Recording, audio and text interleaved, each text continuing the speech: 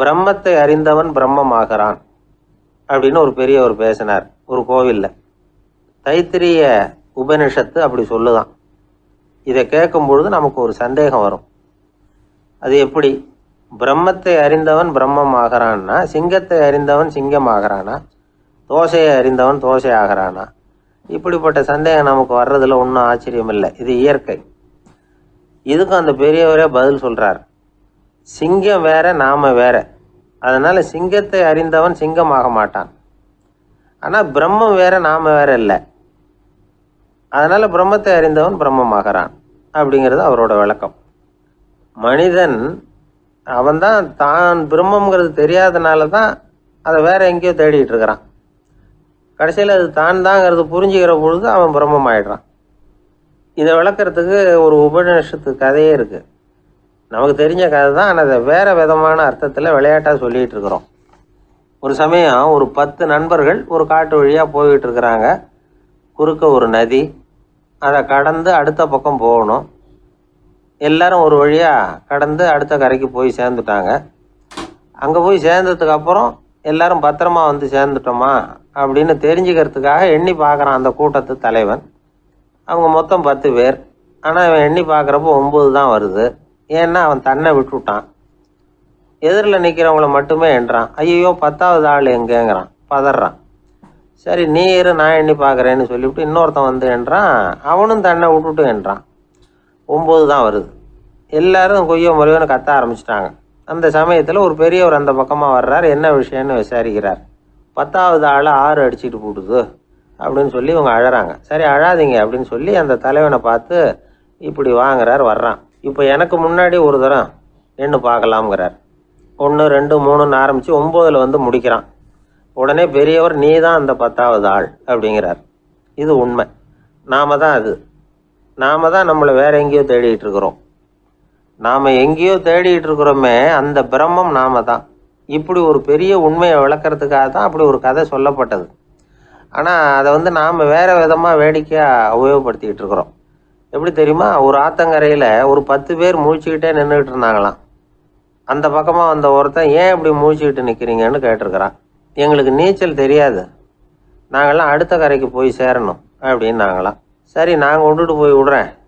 எல்லாரும் அக்கறைக்கு போய் சேர்ந்த உடனே ஆளுக்கு ₹1 வீதமாக மொத்தம் ₹10 எனக்கு கொடுக்கணும் அப்படின்ட்டுருக்கான் இவன். சரின்னு ஒத்துக்கிட்டாங்க. இவன் ஒவ்வொருத்தராக கையை பிடிச்சி மெதுவாக ஆற்றுல இறக்கி அழைச்சிட்டு போயிட்டான். 9 பேரை கரை சேர்த்துட்டான். 10வது ஆள் பாதி ஆற்றுல போயிட்டு இருக்கிறப்போ திடீர்னு வெள்ளம் வந்துட்டுது. புடி நழுவி போச்சு. கையை விட்டுட்டான். வெள்ளம் அடிச்சிட்டு போட்டுது. அழைச்சிட்டு வந்தவன் நீச்சல் அடித்து தட்டு தடுமாறி கரைக்கு வந்து சேர்ந்துட்டான். கரையில் இருந்தவங்களுக்கு இந்த விஷயம் தெரியாது. இருந்தாலும் இவன் உடம்பு பூரா நனைஞ்சி கொஞ்சம் அதிகமாக மூச்சு வாங்க நின்றுக்கிட்டு இருந்தானா, ஏங்க ஏன் இப்படி மூச்சு வாங்குது, என்ன விஷயம் அப்படின்னு கேட்டாங்களாம். அதுக்கு இவன் கொஞ்சமாக அலட்டிக்காமல் சொன்னானா, வேற ஒன்றும் இல்லை, நீங்கள் கொடுக்க வேண்டிய ₹10ல் ₹1 குறைஞ்சி போச்சு அவ்வளவுதான் அப்படின்னானா. ஏங்க எங்கே போயிட்டு வரீங்க அப்படின்னு கேட்டேன். எனக்கு வேண்டப்பட்ட ஒருத்தரை பார்த்து. ஆஸ்பத்திரிக்குன்னார். எந்த ஆஸ்பத்திரிக்குன்னே? மாட்டு ஆஸ்பத்திரிக்குன்னார். என்ன விஷயம்னே? மாமனாருக்கு உடம்பு சரியில்லை, அதுதான் மாட்டு ஆஸ்பத்திரிக்கு போயிட்டு வரேன்னார். அட பாவி, அதுக்கு அந்த ஆஸ்பத்திரிக்கா போவாங்க அப்படின்னு ஆச்சரியமா. அட அது இல்லைப்பா, முதல்ல எங்கள் குடும்ப டாக்டர் தான் தேடிக்கிட்டு போனேன். அவர் அந்த நேரத்தில் அவர் வளர்க்குற நாய்க்குட்டிக்கு உடம்பு சரியில்லைன்னு சொல்லி அதை தூக்கிக்கிட்டு மாட்டு ஆஸ்பத்திரிக்கு போயிட்டாராம் சொன்னாங்க. அதனால் அங்கே போய் அவரை சந்தித்து விஷயத்தை சொல்லிவிட்டு வர்றேன்னார். அப்புறம் தான் எனக்கு கொஞ்சம் நிம்மதியாக இருந்தது. பொதுவாக நமக்கு தெரிஞ்ச வரையில் டாக்டர்கள் 2 வகை. நமக்கு வைத்தியம் பண்ணுற டாக்டர்கள் ஒரு வகை, நம்மக்கிட்ட இருக்கிற ஆடு மாடு கோழிக்கு வைத்தியம் பண்ணுற டாக்டர்கள் ஒரு வகை. இப்போ தான் எனக்கு தெரியும் இன்னொரு வகையான டாக்டர்களும் உண்டுங்கிறது. அது யாருன்னா பூச்சிகளுக்கு வைத்தியம் பண்ணுற டாக்டர்கள், அதாவது பூச்சி டாக்டர்கள். வெளிநாடுகளில் அப்படிலாம் கூட சில பேர் இருக்கிறாங்க. பிரிட்டனில் யார்க்ஷயர் வட்டாரத்தில் ராதர்ஹாம் அப்படின்னு ஒரு ஊர்.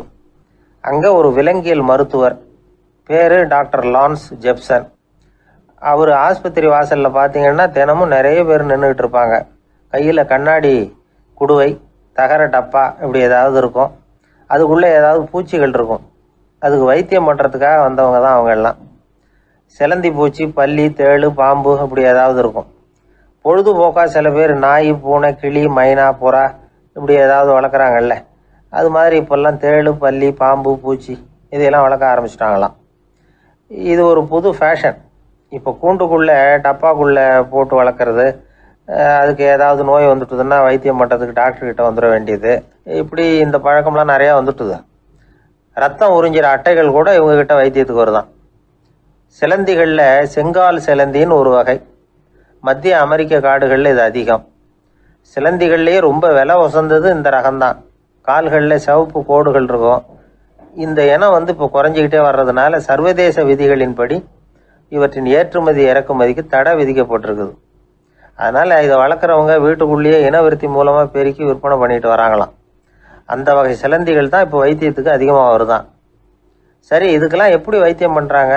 முதல்ல அதை குளிர்பதன பெட்டியின் வழுவழுப்பான சுவரில் விட்ட உடனே அதெல்லாம் மெதுவாக இறங்கி வரும். அப்போ அதன் நோயை கண்டுபிடிக்கிறது சுலபம். அப்புறம் அதுக்கு கிருமிகளை கொல்லக்கூடிய மருந்துகளையோ வலி நிவாரண மருந்துகளையோ கொடுப்பாங்க. கால் உடைஞ்ச சிலந்திகளுக்கு பசையை கொண்டு ஆப்ரேஷன் பண்ணுவாங்க. சில சிலந்திகளுக்கு உடைஞ்ச காலை எடுத்துட்டா புதிய கால் வளர்ந்துடும். சிலந்திகளை மனிதர்கள் கையில் எடுக்கிறப்போ அது பயந்து போய் கீழே குதிக்குது. அதனால் கால் உடஞ்சி விடுது, இல்லைன்னா வயிறு சேதமடையுது. அந்த நிலைமையில் வர்ற சிலந்திகளுக்கு மயக்க மருந்து கொடுத்து ஆப்ரேஷன்லாம் கூட பண்ணுறாங்களாம். பார்த்தீங்களா பூச்சிகளுக்கு வந்த வாழ்வே? நம்ம ஊர்லேயும் வீடுகளில் பூச்சிகள் வளர்க்குறது உண்டு.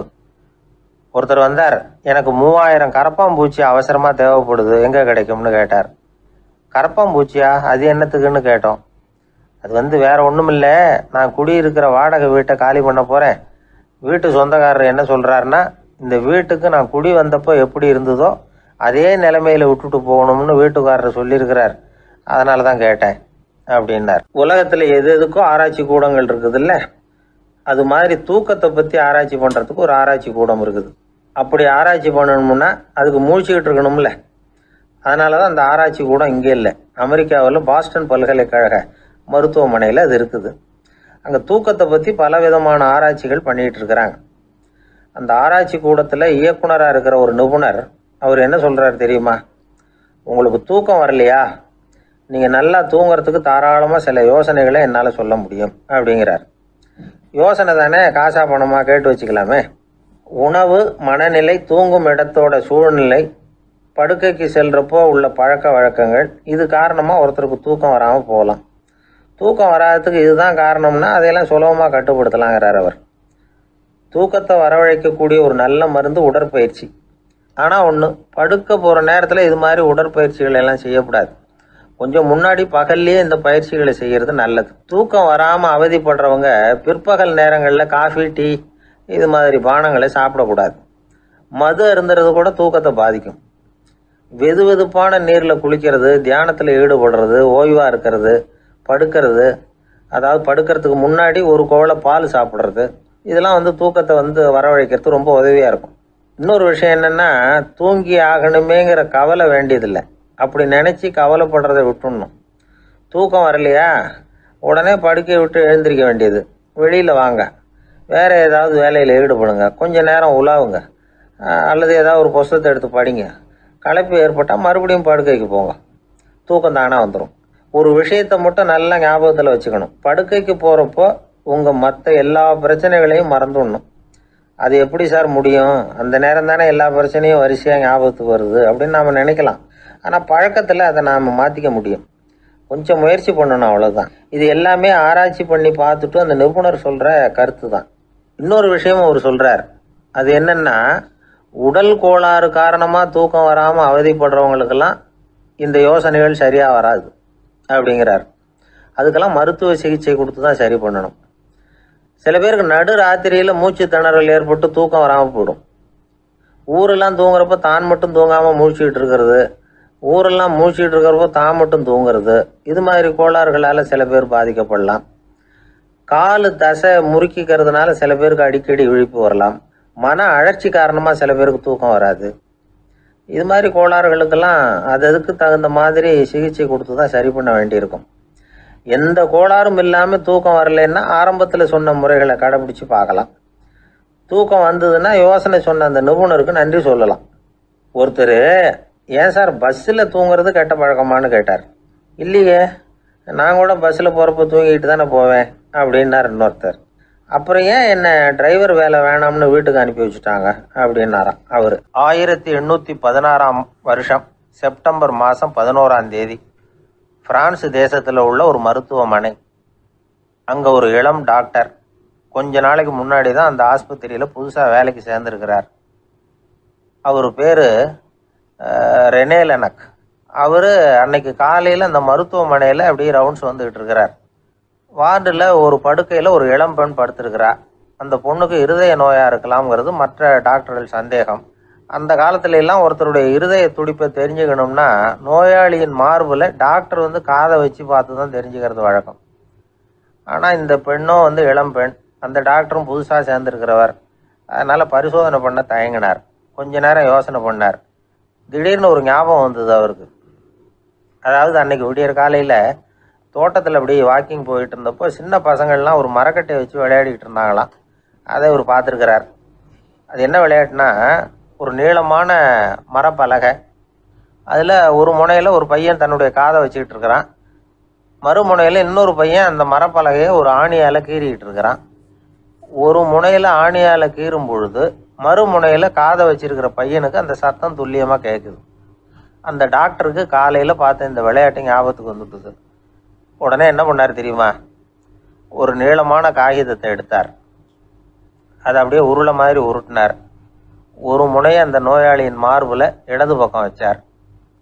இன்னொரு முனையில் தன்னுடைய காதை வச்சார். என்ன ஆச்சரியம்! நோயாளியின் மார்பில் நேரடியாக காதை வச்சு கேட்குறத விட துல்லியமாக கேட்டுது இதய துடிப்பு.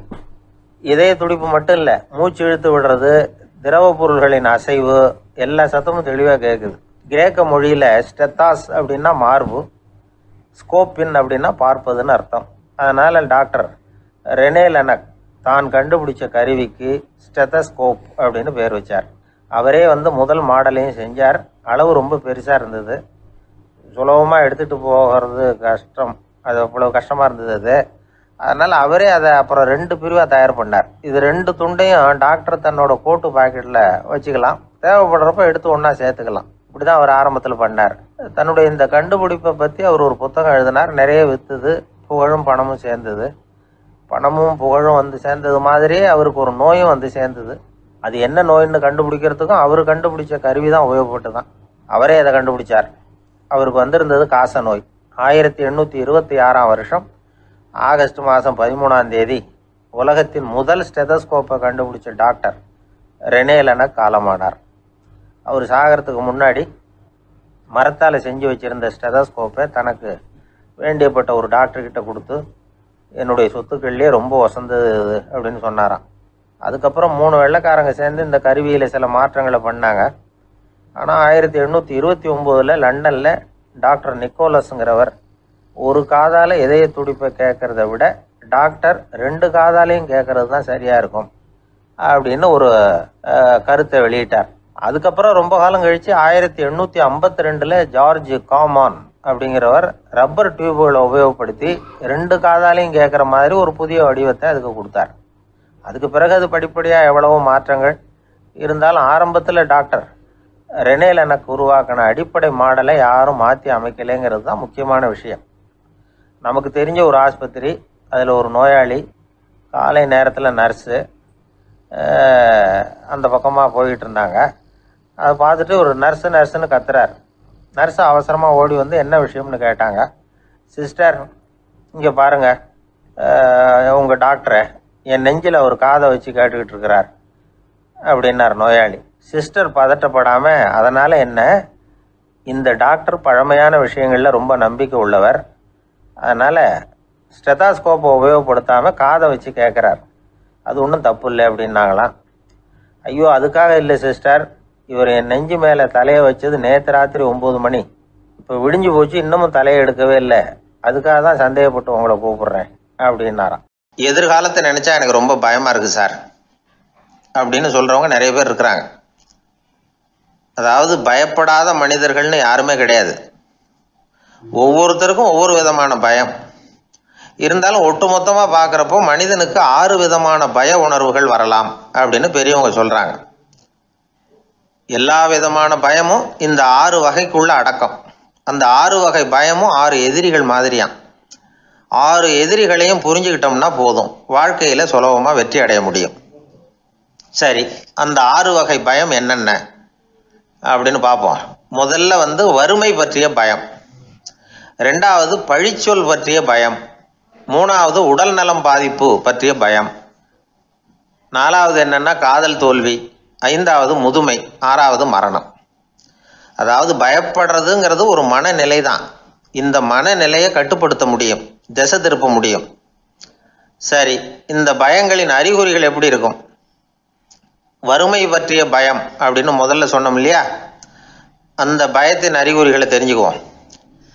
எதுலேயும் அக்கறை இல்லாமல் இருக்கிறது, ஒரு குறிக்கோள் இல்லாமல் இருக்கிறது, வறுமையை சகிச்சுக்கிறது, வாழ்க்கையில் கிடைக்கிறது எதுவாக இருந்தாலும் ஆட்சேபனை இல்லாமல் ஏற்றுக்கிறது, மனசாலும் உடம்பாலும் சோர்ந்து போயிருக்கிறது, ஆர்வம், முனைப்பு, கற்பனை திறன் எதுவுமே இல்லாமல் இருக்கிறது. இதெல்லாம் தான் அந்த வறுமை பற்றிய பயத்தின் அறிகுறிகள். அந்த அடுத்தது ஒன்று பார்த்தோமே, பழிச்சொல் பற்றிய பயம். அதாவது அடுத்தவங்க நம்மளை குறை சொல்லி விடுவாங்களோ அப்படிங்கிற பயம். இதுக்கு அறிகுறி என்ன தெரியுமா?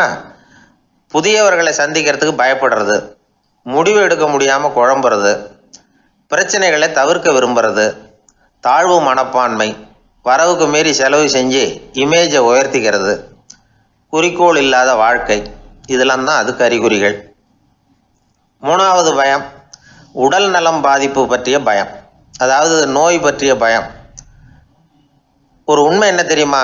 டாக்டரை சந்திக்கிற மனிதர்களில் 75% பேர் தங்களுக்கு நோய் வந்துட்டுதுங்கிற கற்பனையில் இருக்கிறவங்களாம். நிஜமாவே நோய் கிடையாதான் அவங்களுக்கு. இந்த பயத்தின் அறிகுறிகள் என்னென்னா, வியாதிக்கான அறிகுறிகள் தன்னிடம் இருக்கிறதாக நினச்சிக்கிறது, எந்த நேரமும் வியாதியை பற்றியே பேசி பேசி மனசை அங்கேயே வச்சிருக்கிறது, நோய் சம்பந்தமான செய்திகளை படித்து நமக்கு இப்படி ஆயிடுமோ அப்படின்னு வேதனைப்படுறது, இதெல்லாம் தான் அதுக்கு அறிகுறிகள். 4வது பயம் காதல் தோல்வி. இது ரொம்ப வேதனை, உடம்பையும் மனசையும் சீரழிச்சு விடும். ஆண்களை விட பெண்கள் தான் இந்த பய உணர்வில் அதிகமாக பாதிக்கப்படுறாங்க. 5வது முதுமை பற்றிய பயம். 6வது மரண பயம், வயசான காலத்தில் எப்படி சமாளிக்கிறது அப்படிங்கிற பயம். ஆக இதையெல்லாம் நாம் புரிஞ்சிக்க வேண்டியது ரொம்ப அவசியம். இந்த 6 வகை பயங்களை சரியாக புரிஞ்சுக்கிட்டு நாம் நடந்துக்கணும். வாழ்க்கையின் முன்னேற்றத்துக்கு இந்த பயங்கள் முட்டுக்கட்டே ஆகிடக்கூடாது. உழைச்சி பணம் சேர்க்கணும், உற்சாகமாக மனசை வச்சுக்கணும். மனசை கட்டுப்படுத்துகிற மார்க்கம் தெரிஞ்சுக்கிட்டா போதும், எல்லாம் சரியாக வந்துடும். நம்ம ஆள் ஒருத்தன் சொன்னான், சார் எனக்கு வறுமை பற்றிய பயம்தான் இருந்தது, ஒரே ராத்திரியில் 30,000 ரூபா தயார் பண்ணிவிட்டேன், இப்போ எனக்கு இன்னொரு பயம் வந்துட்டுதுன்னா. என்ன பயம்னு கேட்டாங்க. போலீஸு கண்டுபிடிச்சிருமோங்கிற பயம்னா. இது இந்த பயத்தில் அடங்காது. அதனால் அஞ்சி அஞ்சி சாவார், அஞ்சாத பொருள் இல்லை அப்படின்னு பாரதி சொன்னார் இல்லையா, அது மாதிரி பயத்தை புரிந்து கொண்டு அதற்கு தகுந்த மாதிரி நம்முடைய வாழ்க்கையை அமைத்து கொள்ள வேண்டும். அப்படி அமைத்து கொள்ளுகிறவர்களுக்கு வெற்றி நிச்சயம். அந்த காலத்துல எல்லாம் படிக்கிறதுங்கிறது எப்படி தெரியுமா? குருகுல வாசம் செஞ்சு படிக்கணும். ஆசிரியருங்கிறவர் ஆசிரமத்தில் இருப்பார். அங்கே போய் அவருக்கு தொண்டுகள் செய்யணும், துணிகள்லாம் துவைச்சி போடணும், தூங்கும்போது காலை பிடிச்சி விடணும், புழுக்கமாக இருந்தால் விசிறி மட்டை எடுத்து விசிறணும். அப்படியே அப்பப்போ அவர் சொல்லிக் கொடுக்குற பாடத்தையும் கற்றுக்கணும். அவர் சொல்லிக் கொடுக்குற பாடங்களை ஓலைச்சுவடிகளில் எழுதிக்கணும். இதுதான் குருகுல வாசம்ங்கிறது. இப்போ மாதிரிலாம் கிடையாது. ஆக குருகுல வாசம்ங்கிறது மனசையும் பண்படுத்தும், அறிவையும் பண்படுத்தும். அப்படி ஒரு பயிற்சி அது. அந்த காலத்தில் பஞ்சபாண்டவர்கள் ஒரு குருகுலத்தில் படிக்க போனாங்களாம். ஏற்கனவே அங்கே ஒரு 15 பேர் இருந்திருக்கிறாங்க. இவங்களையும் சேர்த்து மொத்தம் 20 பேர். எல்லாரும் ரொம்ப ஆர்வத்தோடு அங்கே தங்கி படிச்சுக்கிட்டு இருக்கிறாங்க. 2 வருஷம் ஓடி போச்சு. எல்லாரும் ஊருக்கு திரும்ப வேண்டிய நேரம். ஆசிரியர் ஒவ்வொருத்தராக கூப்பிட்டார். இது வரைக்கும் என்ன கற்றுக்கிட்ட அப்படின்னு கேட்டார். அவங்க தாங்கள் எழுதி வச்சுருந்ததை சொன்னாங்க, கற்றுக்கிட்டதை சொன்னாங்க. அங்கே படிக்க வந்தவங்க எல்லாருமே புத்திசாலிகள். அது மட்டும் இல்லை, பல பேர் அரச குடும்பத்தை சேர்ந்தவங்க, இளவரசர்களாக வேற இருக்கிறவங்க. அதனால் அவங்கக்கிட்ட அபாரமான கல்வி அறிவை எதிர்பார்த்தார். ஒருத்தன் வந்தான், தான் எழுதி வச்சிருந்த சரித்திர பாடம் பூராவையும் படித்து காட்டினான். இன்னொருத்தன் வந்தான், தான் எழுதி வச்சிருந்த பூகோள பாடம் பூராவையும் படித்து காட்டினான். இப்படி ஒவ்வொருத்தராக அவங்க படித்தது என்னங்கிறத படித்து காட்டிவிட்டு போனாங்க. கடைசியாக தர்மர் வந்தார், பேசாமல் நிற்கிறார். தன் கையில் இருந்த ஓலைச்சுவடி கேட்டால் அவர் பிரிக்கவே இல்லை. ஆசிரியர் இவர்கிட்ட தான் அதிகமாக எதிர்பார்த்தார். ஆனால் இவரும் பேசாமல் நின்றுட்டு இருக்கிறார். நீ என்ன கற்றுக்கிட்ட சொல்லு, ஓலைச்சுவடியை பிரித்து படினார் அந்த முனிவர். தருமர் அசையவே இல்லை. மெதுவாக சொன்னார், ஐயா, நான் கற்றுக்கிட்டது ஒன்றே ஒன்று தான், அதுதான் வாழ்க்கையில் எனக்கு ரொம்ப முக்கியமான பாடமாக அமையும் அப்படின்னார். என்னது, என்கிட்ட 2 வருஷ காலமாக படித்து விட்டு கடைசியில் கற்றுக்கிட்டது ஒன்றே ஒன்று தானா அப்படின்னார் முனிவர். அவருக்கு ஒன்றும் புரியல. மற்ற மாணவர்களை விட இவர் பண்புகளில் உயர்ந்தவர், அறிவில் சிறந்தவர், வயசில் முதிர்ந்தவர். இவரே இப்படி சொன்னால் மற்றவங்க நிலைமை என்னத்துக்கு ஆறுது, அவங்க ரொம்பவும் கெட்டு போயிடுவாங்களே அப்படின்னு அவர் யோசனை பண்ணார். தர்மா, நல்லா யோசனை பண்ணி பதில் சொல்லு. 2 வருஷமாக நீ கற்றுக்கிட்டது என்ன அப்படின்னு தானே நான் கேட்குறேன், அதை கொஞ்சம் யோசனை பண்ணி சொல்லுன்னார் முனிவர் கொஞ்சம் கோபமாக. தருமர் முகத்தில் எந்த மாறுதலுமே இல்லை. இல்லையா, 2 வருஷமாக நான் கற்றுக்கிட்ட முக்கியமான பாடம் ஒன்றே ஒன்று தான்னார். இப்போ அந்த முனிவருக்கு கோபம் அதிகமாக வந்துடுச்சு. ஏன்பா, உனக்கு வெக்கமா இல்லையா? உன்னை விட வயசில் குறைஞ்சவங்க எவ்வளவு பாடம் கற்றுக்கிட்டு இருக்கிறாங்க, எவ்வளவு விரிவாக அவங்க படித்து காட்டினாங்க. நீயும் கூட நிறைய குறித்து வச்சிருக்கிற போல இருக்கு, அதை ஏன் பிரித்து படிக்கக்கூடாது அப்படின்னார். ஐயா, நான் சொல்கிறது உங்களுக்கு ஏமாற்றமாக இருந்தால் என்னை மன்னிக்கணும். நான் ரொம்ப முக்கியமாக கற்றுக்கிட்டு இருக்கிறது ஒன்றே ஒன்று தான், மற்ற எதையும் சொல்கிறதுக்கு விரும்பலைன்னார். மாணவர்கள்லாம் சிரிச்சுட்டாங்க. முனிவருக்கு கோபம் அளவுக்கு மீறி வந்துட்டு ஓங்கி அரைஞ்சு விட்டார் தருமரை அவர் கன்னத்தில். தருமர் கண்ணை செவந்து போட்டுது, கண்கள் கலங்கி போச்சு. ஆனாலும் அவர் அமைதியை இழக்கலை, தலை குனிஞ்சு நிற்கிறார். இவருடைய புடிவாதம் முனிவருக்கு இன்னும் ஆத்திரத்தை உண்டாக்கி விட்டது. இன்னொரு கண்ணத்திலே அரைஞ்சார். எல்லாரும் பயந்து போய் அமைதியாக நின்றுட்டு இருக்கிறாங்க. முனிவர் கத்துறார், அப்படி நீ கற்றுக்கிட்ட அந்த முக்கியமான பாடம் தான் என்ன, அதையாவது சொல்லு அப்படின்னார். ஐயா, அதை மட்டும் ஒரு ஓலைச்சுவடியில் தனியாக குறித்து வச்சிருக்கிறேன், இந்தாங்க, இதை நீங்களே படித்து பாருங்கன்னார். தருமர் ஓலைச்சுவடியை நீட்டினார். முனிவர் அதை வாங்கி பிரித்தார், சத்தம் போட்டு படித்தார். என்ன எழுதியிருக்காருன்னா, எப்படிப்பட்ட சோதனை ஏற்பட்டாலும் நிதானம் இழந்து கோபத்துக்கு ஆளாகக்கூடாது அப்படின்னு. இதுதான் அந்த ஓலைச்சுவடியில் அவர் எழுதி வச்சிருந்தது. அந்த ஒரு கணத்திலேயே முனிவரும் எல்லா மாணவர்களும் தர்மரை புரிஞ்சுக்கிட்டாங்களாம். அவர் கற்றுக்கிட்டது ஏட்டு சுரக்காய் இல்லை, வாழ்க்கையில் பயன்படக்கூடிய முக்கியமான அனுபவ பாடம். முனிவர் கண்களில் கண்ணீர். தர்மரை அன்போடு கட்டி தழுவிக்கிட்டார். அப்புறம் சொன்னார், தர்மா, என்னை மன்னிச்சிரு, நீ மாணவன் இல்லை, ஆசிரியன். நான் இது வரைக்கும் தெரிஞ்சிக்காத அனுபவ பாடத்தை நீ இப்போ எனக்கு கற்றுக் கொடுத்துட்ட அப்படின்னு சொன்னாராம். அதனால் நிதானம் தவறக்கூடாதுங்கிறது ரொம்ப முக்கியமான ஒரு செய்தி. ஒரு ஆசிரியர் மாணவனை ஒரு கன்னத்தில் ஓங்கி அரைஞ்சுட்டார். இவன் நிதானம் தவறல, அமைதியாக நின்றுக்கிட்டு இருந்தான். அவர் ஒரு தடவை அரைஞ்சதும் எப்படி உன்னால் நிதானம் தவறாமல் இருக்க முடிஞ்சுது அப்படின்னு கேட்டாங்க நண்பர்கள். அவன் சொன்னான், நான் நிதானம் தவறி இருந்தா எங்கள் வாத்தியார் இன்னொரு கன்னத்துலேயும் அரைஞ்சிருப்பார், அது அதை விட பலமாக இருக்கும், அதனால தான் நான் அப்படி இருந்தேன் அப்படின்னு நானான். ஆக நாம் தெரிந்து கொள்ள வேண்டியது, வாழ்க்கையில் நிதானம் தவறாமல் இருக்க வேண்டும், அதுதான் வெற்றியின் ரகசியம். அந்த ஆளை கண்டா ஏன் இப்படி முகத்தை திருப்பிக்கிட்டு வர்றீங்க அப்படின்னு கேட்டார் ஒருத்தர் நண்பர்கிட்ட. எலெக்ஷனில் அவன் எதிர்த்து நின்னவன் சார், என்ன அவங்ககிட்ட நமக்கு என்ன பேச்சுவார்த்தை அப்படின்னாரான் ரொம்ப கோபமாக இவர். சரி, அந்த ஆள் யாருன்னு கேட்டேன். என் கூட பிறந்த தம்பி தான் சார் அப்படின்னார் அந்த கோபம் குறையாமல். அதாவது நம்ம ஊர் நிலவரம் இப்படி, அதாவது அண்ணனும் தம்பியும் எதிர்த்து நிற்பாங்க தேர்தலில், ஒருத்தர் கண்டா பேசிக்கிறது இல்லை. ஆனால் இங்கிலாந்தில் எப்படி தெரியுமா, அங்கே ஒரே மேடையில் போட்டி போடுற 2 வேட்பாளர்களும் பேசுவாங்களாம், பட்டிமன்றம் மாதிரி. ஒருத்தர் முதல்ல எழுந்திருப்பார், நான் இந்த தேர்தலில் வெற்றி பெற்றால் என்னென்ன செய்வேன் அப்படின்னு சொல்லிவிட்டு உட்காருவார். அதுக்கப்புறம் அடுத்தவர் எழுந்திருப்பார், அவர் சொல்லுவார், நான் வெற்றி பெற்றால் இந்த மக்களுக்கு என்னென்ன செய்வேன், இந்த நாட்டுக்கு என்னென்ன செய்வேன் அப்படிங்கிறத சொல்லிவிட்டு உட்காருவார். 2 பேரும் ஒரே மேடையில் பேசுவாங்க. மக்கள் 2 பேர் பேச்சையும் கேட்டுக்கிட்டு ஒரு முடிவுக்கு வருவாங்க. இதுதான் அங்கே உள்ள பழக்கம். இங்கே அப்படி இல்லை. இங்கே ஒருத்தர் பார்த்தாவே முகத்தை திருப்பிக்கிறது. ஒரு தடவை இது மாதிரி ஒரு கூட்டம் நடந்துகிட்டு இருக்கு அங்கே வெளிநாட்டில் தான். நேரத்துக்கு சரியாக ஒரு வேட்பாளர் வந்து சேரல. இது இங்கிலாந்தில் நடந்த நிகழ்ச்சி. அப்புறம் என்னாச்சுன்னா, ஒருத்தர் வந்துட்டார், இன்னொருத்தர் வந்து சேரல. அப்புறம் உடனே அந்த ஒருத்தர் வந்தவர் பேச ஆரம்பிச்சிட்டார். அதாவது அந்த இன்னொருத்தர் சார்பாகவே பேசிட்டாராம். அதாவது அவர் வரல, நான் அவர் சார்பாக நான் பேசிடுறேன், அதாவது அவர் ஜெயிச்சுட்டா அவர் என்னென்ன செய்வார் இந்த நாட்டுக்கு அப்படின்னு சொல்லி அவர் பக்கத்தில் உள்ள நியாயத்தை எடுத்து இவரே சொல்லிட்டாராம். இப்படிலாம் அங்கே நடந்துதான். இது எப்பேற்பட்ட தேர்தல் பண்பாடு பாருங்க. அதனால இன்னொரு விஷயம், இப்போ இங்கிலாந்துலாம் ஓட்டு கேட்குறப்ப வெற்றியா தோல்வியாங்கிறத ஓரளவுக்கு யூகிச்சு விடலாமா. இப்போ ஒரு வேட்பாளர் ஒரு வீட்டுக்கு முன்னாடி போய் நின்று எனக்கு ஓட்டு போடுங்கன்னு கேட்குறாருன்னு வச்சுங்களேன், அதுக்கு என்ன பார்த்து செய்கிறோம், போயிட்டு வாங்க அப்படின்னு சில வீடுகளில் வாசலில் நின்னே சொல்லி அனுப்பிச்சிருவாங்களாம்.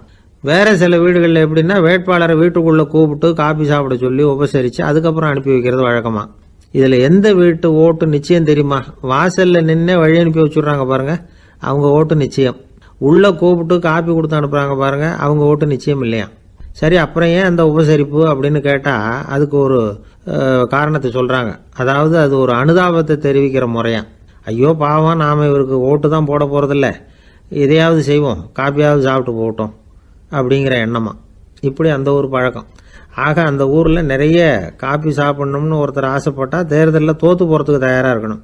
ஒரு சமயம் ஒரு ஊரில் தேர்தல் நடந்துதான்.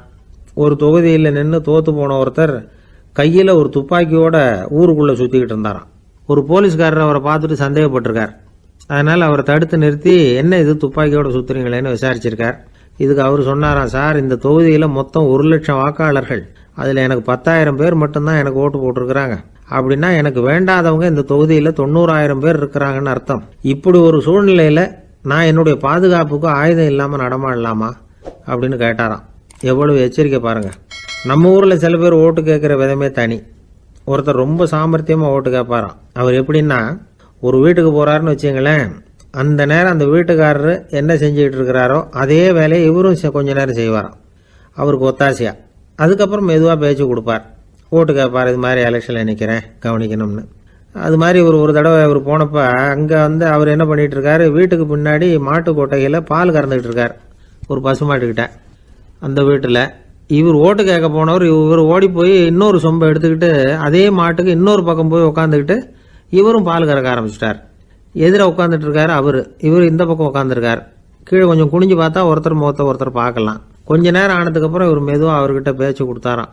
இது மாதிரி நான் எலெக்ஷனில் நிற்கிறேன், நீங்கள் ஓட்டு போடணும், அதுக்காக தான் வந்தேன்னாராம். அது முடியாதுங்களேன்னாராம் அவர். ஏன்னு கேட்டிருக்கார். நான் இந்த வீட்டுக்காரன் இல்லை, நானும் உன்ன மாதிரி ஓட்டு கேட்க வந்தவன் தான் அப்படின்னாராம் அவர். ஒரே ஒரு ஊரில் ஒரு ராஜா இருந்தாராம். அவர் நிறைய சம்பாதிக்கணும்னு திட்டம் போட்டார். தனக்காக சம்பாதிக்கணும்னு நினைக்கல, தன்னுடைய நாட்டுக்காக சம்பாதிக்கணும் அப்படின்னு நினைச்சார். அரசாங்க கருவூலத்தில் கையிருப்பு குறைச்சலாக இருந்தது. மக்கள்கிட்ட வரி விதிச்சாகணும், வேற வழி இல்லை. ஆனாலும் அந்த ராஜா மக்கள் கஷ்டப்படக்கூடாது அப்படின்னு நினைக்கிறவர். மக்கள் வரியையும் கட்டணும், அதே நேரத்தில் அவங்க சிரமப்படவும் கூடாது. இதுக்கு தகுந்த மாதிரி ஒரு திட்டம் போட்டார். அது பிரகாரம் என்ன பண்ணார்னா, அந்த நாட்டில் ஒரு 3 பெரிய குளங்களை தோண்டினார். அது நிறைய தண்ணீரை நிரப்புனார். அதுக்கப்புறம் எங்கேயோ தேடி பிடிச்சி 3 விதமான மீன்களை கொண்டுகிட்டு வந்தார். அந்த 3 குளங்கள்லையும் விட்டார். அதை ஒவ்வொரு குளத்துலேயும் ஒவ்வொரு விதமான மீன்கள். அந்த மீன்களுக்கு அபூர்வமான ஒரு சக்தி உண்டு. அது எப்படின்னா, அந்த குளத்தில் குளிக்க வர்றவங்களுக்கு அந்த மீன்கள் கடிக்கும் பொழுது வலி ஏற்படுறதில்ல. அதுக்கு பதிலாக மகிழ்ச்சி நிறைந்த ஒரு இனிமையான உணர்வை அவங்க அனுபவிச்சாங்க. அது எப்படின்னா, இந்த முதல் குளத்தில் இருந்த மீன்களால் கடிக்கப்படும் பொழுது ஒரு விதமான இன்ப மயக்கத்தில் திளைச்சிருக்கிறது மாதிரி உணர்வு. இந்த 2வது குளம் இருக்க, அதில் இருக்கிற மீன் கடிச்சதுன்னு வைங்க, மக்களுக்கு எப்படி இருக்கும்னா, கால்களே தரையில் படாமல் அப்படியே ஆகாயத்தில் மிதக்கிறது மாதிரி ஒரு உணர்வு. அதை அனுபவிக்கிறாங்க. 3வது குளத்தில் இருக்கிற மீன் கடிச்சதுன்னா அவங்கெல்லாம் அப்படியே கோடீஸ்வரராக மாறிட்டதாக ஒரு உணர்வு. அதை அவங்களால அனுபவிக்க முடியுது. இப்படி ஒரு அபூர்வமான மீன் அது, அந்த 3 வகை. இப்படி இருந்தால் மக்கள் அந்த குளங்களில் குளிக்கிறதுக்கு ஆசைப்படாமல் இருப்பாங்களா? அதனால் கூட்டம் கூட்டமாக அலமோத ஆரம்பிச்சிட்டாங்க. ஒவ்வொரு குளத்தின் கரையிலேயும் கியூ வரிசையில் நிற்க ஆரம்பிச்சிட்டாங்க. அந்த நாட்டு மன்னர் என்ன பண்ணார்னா, ஒவ்வொரு குளத்தங்கரையிலையும் ஒரு ராஜாங்க அதிகாரியை உட்கார வச்சார். டிக்கெட்டை அடித்து கொடுத்தார். குளிக்க வர்றவங்க கிட்ட ஒரு குறிப்பிட்ட தொகையை கட்டணமாக வசூலிக்க ஆரம்பித்தார். அவ்வளவுதான். அரசாங்க கருவூலம் நிரம்ப ஆரம்பிச்சுட்டுது. ராஜாங்கத்துக்கு தேவையான பணம் கிடைச்சிட்டுது. இது ஒரு கதை. இதை பற்றி என்ன நினைக்கிறீங்க? அதாவது மக்களுக்கு சுமை தெரியாமலே வரி வசூல் பண்ணுறது நல்லது தானே அப்படின்னு நினைப்பீங்க. ஆனால் இன்றைக்கும் உலகத்தில் பல அரசாங்கங்கள் இதே மாதிரி 3 குளங்களை வெட்டி வச்சிருக்குது. மக்களும் அதில் குளிச்சுக்கிட்டு தான் இருக்கிறாங்க. அது எப்படிங்கிறீங்களா? அந்த முதல் குளம் தான் சினிமா தியேட்டர். அதில் குளிக்கிறவங்க தான் ஒரு விதமான இன்ப மயக்கத்தில் திளைச்சிருக்கிறது மாதிரியான உணர்வை அனுபவிக்கிறவங்க. 2வது குளம் தான் சாராய கடை. இந்த குளத்தில் குளிக்கிறவங்க தான் கால்களே தரையில் படாமல் ஆகாயத்தில் மிதக்கிறது மாதிரி உணர்வை அனுபவிக்கிறவங்க. 3வது குளம் லாட்ரி டிக்கெட். இதில் குளிக்கிறவங்க தாங்கள் அப்படியே கோடீஸ்வரர்களாக மாறினது மாதிரி ஒரு உணர்வு, அதை அனுபவிக்கிறவங்க. இன்றைக்கி பல நாடுகள் இந்த குளங்களை பயன்படுத்திக்கிட்டு தான் வராங்க. ஒரு பூவில் வண்டு உட்காருது, அதில் இருக்கிற தேனை வண்டு எடுக்குது. இந்த சமயத்தில் அந்த பூவுக்கு வலிக்குமா? அதுக்கு வலிக்கிறது இல்லை. அந்த பூவோட மலர்ச்சியும் வளர்ச்சியும் குன்றி போகிறதும் கிடையாது. ஒரு ராஜா மக்கள்கிட்ட வரி வசூல் பண்ணும் பொழுது மக்களுக்கு சிரமமும் தெரியக்கூடாது, அதே நேரத்தை அதனால் அவங்க வாழ்க்கையும் கெட்டு போயிடக்கூடாது. அது மாதிரி வரி வசூல் பண்ணணுமா. இது காளிதாசனின் ரகுவம்சத்தில் காணப்படுகிற ஒரு கருத்து. ஒரு சின்ன குழந்தை தவறுதலாக ஒரு 25 காசு நாணயத்தை மூழ்கி விட்டுது. காசு வயத்துக்குள்ளே போயிட்டுது. அந்த குழந்தையோட தாய் உடனே குழந்தைய தூக்கிட்டு ஆஸ்பத்திரிக்கு புறப்பட்டாங்க.